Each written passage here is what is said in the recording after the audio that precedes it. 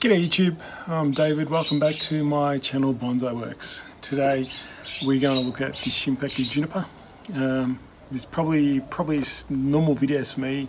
You're probably used to now seeing me with shimpaku junipers, a lot of them. This is another, I'm a big fan of air layering shimpaku and creating good stock over the years, and this is another one that I've created over the years as well. I think it's a fairly decent sized air layer I took, I think. So I should be labelling my trees probably a good idea to label your pots or something with what it was, what date, etc., but I never seem to do it. So this tree, I believe it's an air layer, and I want to have a crack at actually styling it. It's actually really quite nice. It's got a really good movement. You can see I put some heavy wire on it at some stage, and you can see the nice healthy foliage, really strong healthy foliage. Now really so I want to kind of take this step by step. I have created a gin here at some point, I don't know when. It could have been an air layer I took some time ago and then I've ginned it, I'm not even sure. Don't know, right? So really I want to take it step by step. How do we go about this process of doing this tree and working on it and getting it to a point? The good thing is it has got some heavy wire on it in terms of the twisted, so it has had some training. So it's been, some wires on there to bring things around and twist them up and trying to create some interest in this tree. It's kind of got a really nice trunkish, look, it's a big curving trunk. It's got would have been an old trunk on it here or something that we probably took air layers off that as well and ginned, and now we can actually gin that. It's just two old pieces of, probably have a gin there, probably have run the gin down the trunk. But first thing first, I want to see where the base of this tree is and what the base, how much distance we've got, because it looks like I buried it a bit buried a bit deep. So when I get an air layer, I just bury it in the pot and let it do its thing. I can see the roots at the bottom of the hole, so that's a good sign. There's lots of roots, but I don't know where it actually, where the nabari starts, where the roots and the trunk start. All I see is a trunk. I don't see much else, so I'm going to have to dig down and have a look. So usually I take it out of the pot and I have a look. So I'm just going to cut out. All I do is take it out. I don't want to make a mess, and I'll show you what I'll come up with in a sec.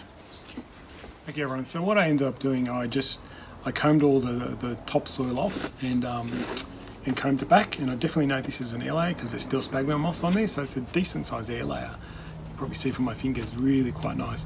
It does have pretty much, as I thought, I looked along here, so where the trunks are, all along, there's another little stub there, I must have cut off, and further down, it's pretty much all deadwood. So it's a really good sign that side is, is died off, and that's good. All the roots are on this side, kind of growing along this side of the tree, so obviously with the growth on this side it makes sense, there's more roots on that side, so that's a good thing to know. So the roots start about here, so you can see how much more trunk we just exposed. So really, before, remember, it was up here, we couldn't even see this little stub, it was like that. Now we're seeing all this big nice base trunk there that we can probably put a nice gin or shari all the way along this trunk here, and then we'll look at the top and how we incorporate all that. But now we've got a different proposition of a tree, different angles, look at different ways to bend it around. So that's see how important it is to actually dig around and find that base. So look how much more of the trunk we exposed. Okay, so pretty much what first step is, I'm not going to take the wire off yet, but the first step is, well, let's do the gin work. And let's do this gin work here. So probably take me 20 minutes or so, just nice, get it all right. So all I'm going to do is really just carve out. I use a knife and try and define where the deadwood is. So it's a bit of a slow process, but it works really well. So I'll define it, peel all the bark off, and then I'll show you what it looks like in a minute. Alright, so now that I've tried and I've sharied that front, or that gin, to me it's pretty clear where the new front will be, or something where it would be. If I chose this big trunk is pointing at us. If I choose this side, it's a much nicer line of shari, plus all that big twist is in the back and a nice bit of foliage is at the front. So it's lending itself to this side. The angle, I still don't know exactly which way, but I do like this front more. The gins look good from that angle. You'll probably see all three of them if we angle it a certain way. I think it's somewhere around there. And it's going to be leaning a little bit that way, which is good, tells a story. It's just now, what do we do with this bit? How do we make this area? What do we do with it?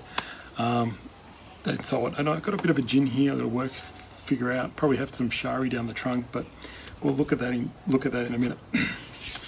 Now the process is working out what are we going to do, where are we going to go with this tree. So let me have a quick study. I haven't really looked at it properly enough. Now that I've got that as the front, I'm going to have a quick look, and I'll come back and explain my thinking around what I envision for the tree. Okay. All right, so it really is pretty clear to me how I see this tree. I'll probably move it there just so you can see a bit better. Really, there's just to explain. There's further. It's one long big trunk that splits into two over here. There's a one that comes back on itself and creates all this massive foliage, and then there's one that just has this. So I'll turn it around. If I turn it around, you probably see the tree already. Now, as I said, there's two branches that come form. So there's one that twists around and comes in on itself, and there's that. So you can pretty much see, if we use just this area here, we can make a nice compact small tree in here. Try and bring it right down, almost like a little semi-cascade tree, just go up this way.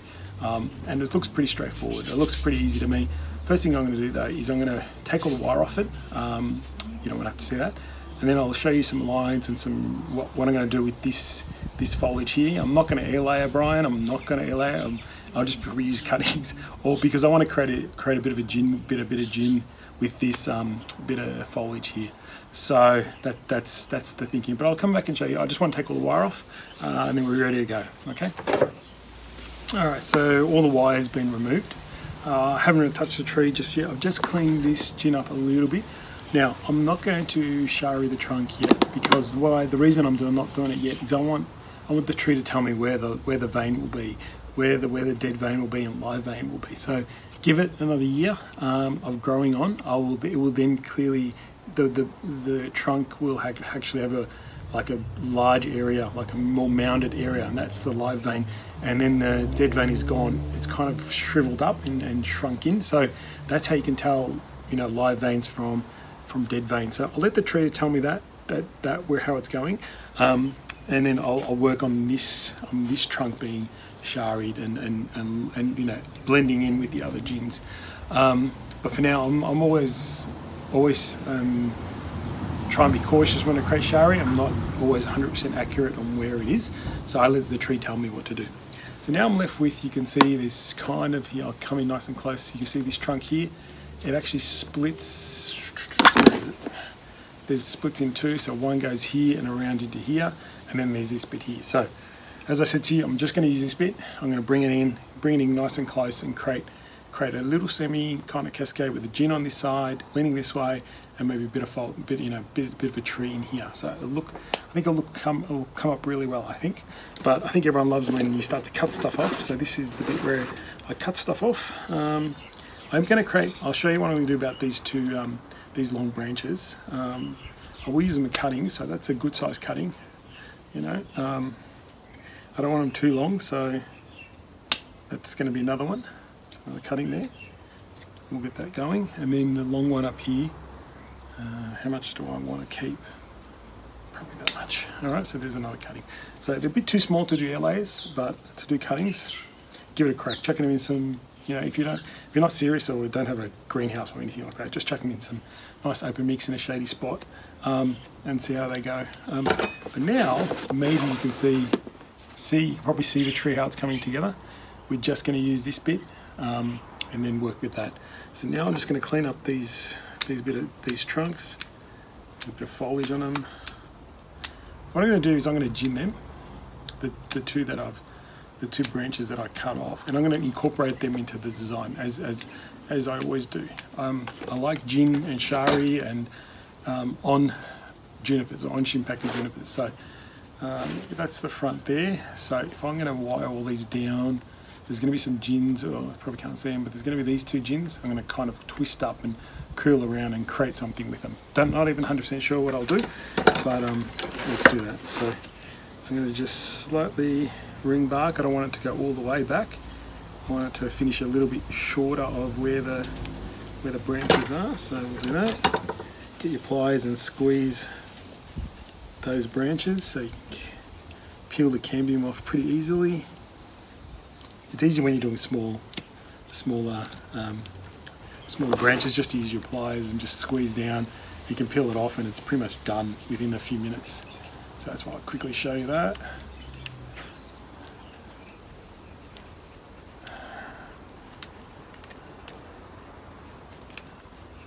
Pretty easy. Just be careful how far I go back there.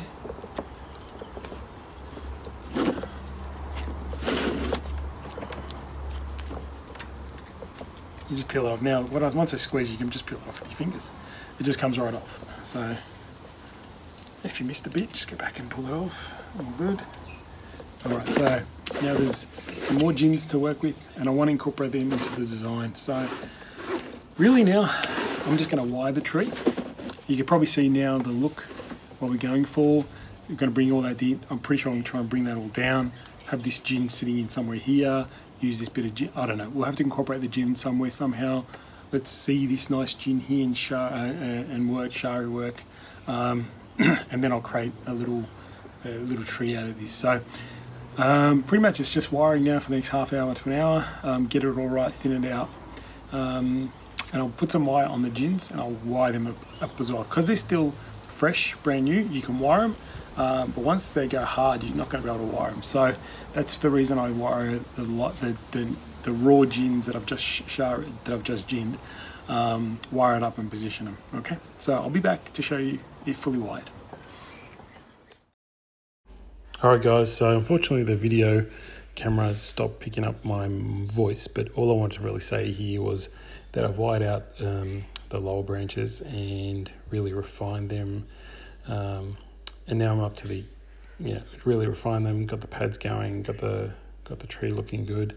Now it's time to wire the apex, and that's what I'll come back and show you. Alright guys, so this is what it looks like now.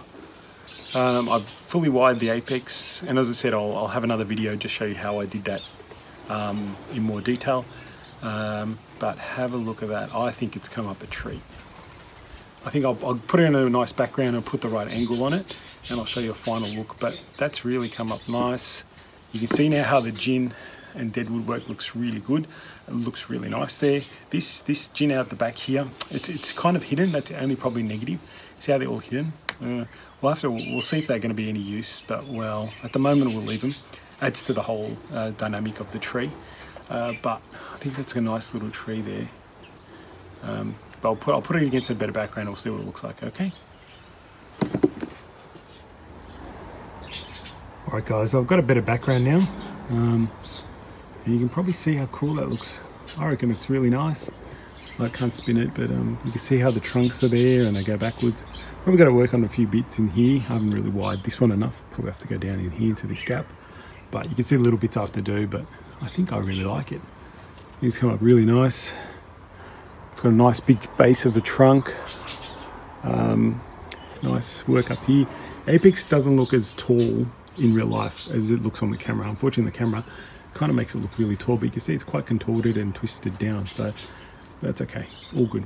Anyway, guys, but I'll put a before and after shot and you can see what they look like, okay? Hopefully you remember that, and look how good this has come out. I'm pretty happy. All right. Anyway guys, happy to answer any of your questions. Let me know. Hope you enjoyed the video, and I'll see you guys around. Bye.